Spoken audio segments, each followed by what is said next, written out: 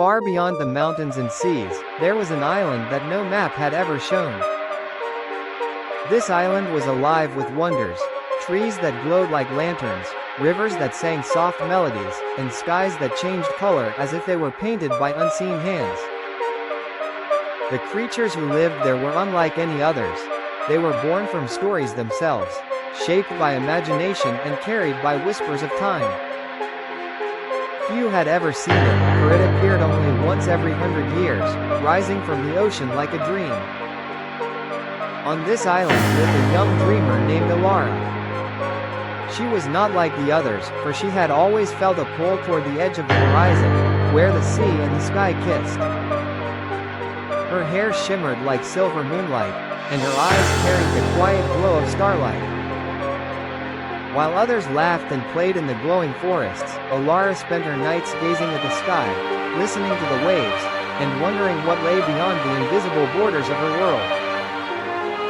One evening, as the golden sun melted into the sea and painted the island in shades of fire, Elara heard a strange sound, like the chime of bells carried on the wind.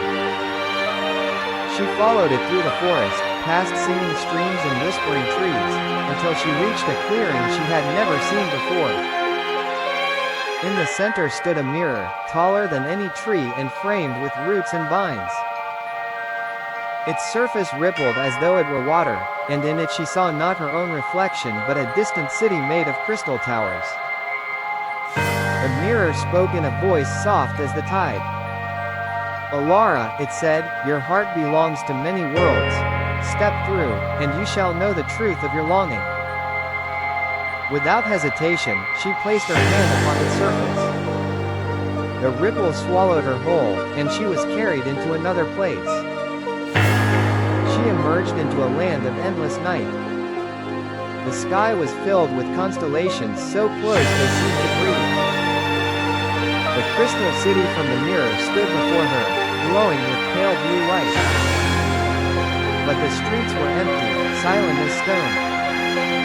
Shadows moved along the walls, whispering in a language she could not understand.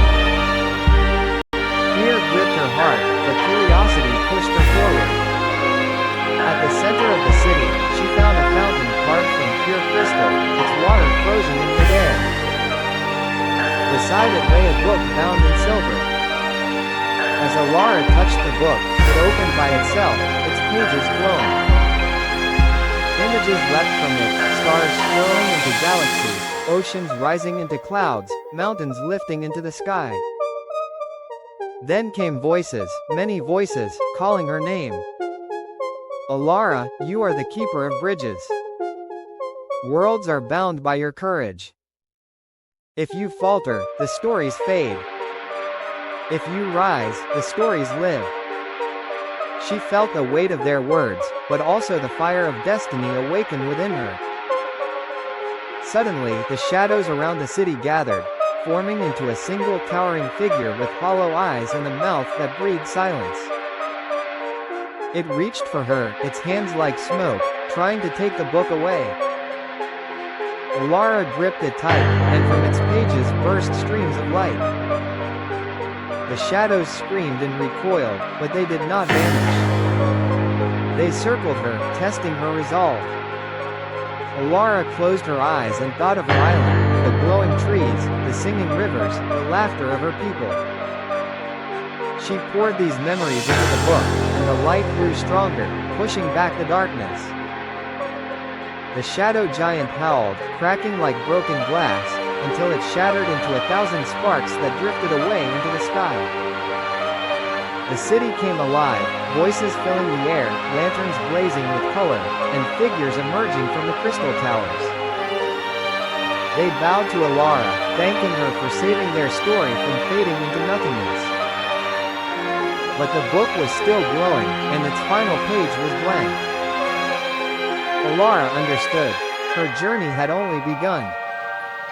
She was meant to travel through worlds, to protect their stories from the silence that devoured them. She looked once more at the crystal city, then stepped into the light of the book. In an instant, she was gone. Back on the island, the mirror in the clearing shimmered faintly. Though Elara had vanished, the stars above shone brighter, and the waves carried a new song across the shore. Her people felt it in their hearts. She was alive, somewhere beyond, keeping the stories of the worlds alive. And so, the legend of Elara, the keeper of bridges, began to spread across the hidden island and beyond. Every 100 years, when the island rose from the sea, travelers whispered her name, and children dreamed of mirrors that could open to new worlds. Elara's story was no longer her own. It had become a part of all who believed in the magic of imagination.